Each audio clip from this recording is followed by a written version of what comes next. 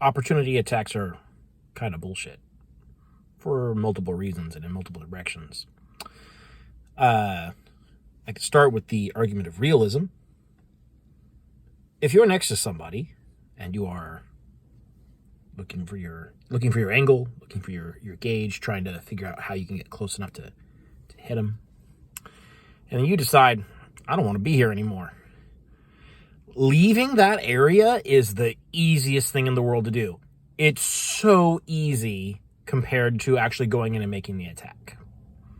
So, from a realism perspective, if you want to have an opportunity attack for something, you should get an opportunity attack when you are attacked in melee. This is actually reflected mechanically in most Powered by the Apocalypse systems and related systems. So Powered by the Apocalypse, Forged in the Dark, they both do this thing where because the player is the only one rolling, damage is exchanged when you are rolling a fighting roll of some sort. That is, frankly, a more realistic approach to the danger of melee combat than D&D has. So there's the realism aspect. It's not realistic. It's so much easier to leave melee than to get into it. Then there's also the mechanical aspect. There's the inherent problem of basically getting a free action, a free attack. How do you factor that into the action economy? Just giving people free damage without spending an action on it can be problematic if not handled well. So what do? Well, 5th edition handles it this way. Someone leaves your area of influence. You get to make an attack as a reaction, a single attack. Now, levels 1 through 4, this is functionally doubling your output as a weapon user, because you are potentially doing as much damage as you would on your turn. At level 5, it's 50% of your turn's damage. At level 11, the fighter is going to be doing proportionally even less.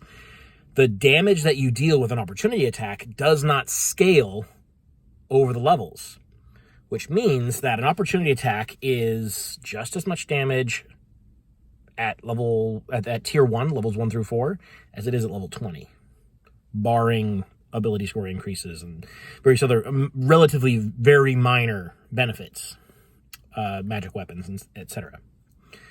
Basically the same amount of damage. Which means that opportunity attacks become much less impactful over the course of several levels. That's weird. So opportunity attacks become less relevant over time.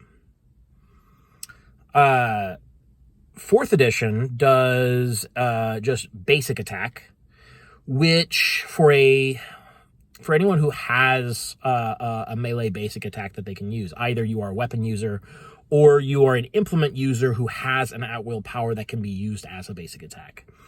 For those characters, you are getting a free small turn. Because usually when you're doing a basic attack, that means you're not doing much. You're going to be doing your baseline damage, usually no extra effects, unless you have a power that can be used as a basic attack. Then it might have an extra effect. So what that means is you are almost doubling your per round output. You just aren't getting any extra control effects, which is, I think, very reasonable. You also get way more opportunity attacks in 4th edition. You get 1 per creature's turn rather than 1 per round. So what this means is that melee characters have far more potential to spike their damage if enemies do not respect their area.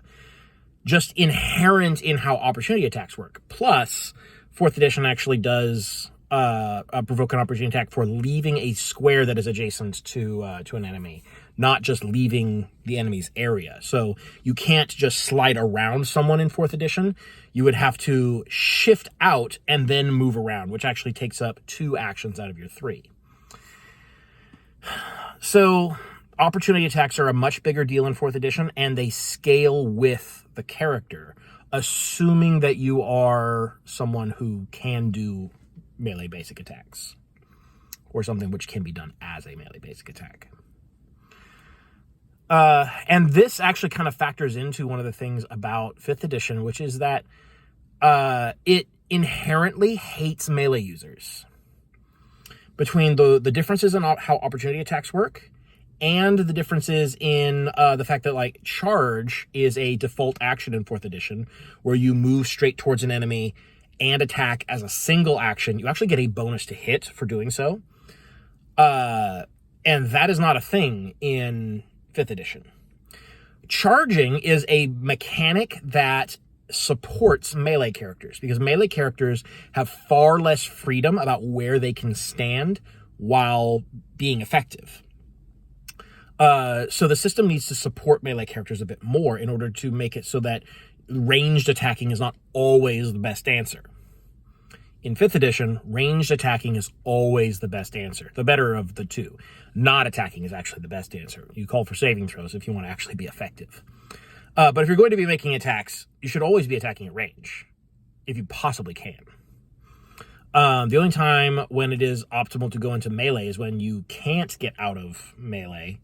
Like, you have been forced into melee and you can't get out, in which case, hopefully, you have the crossbow expert feat and you can just shoot with ranged attacks in melee with no penalty.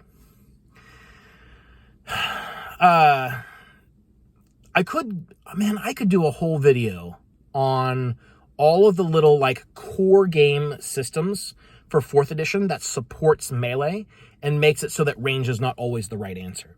And why those systems are, and because those systems are missing in 5th edition really, really favors the ranged attacker.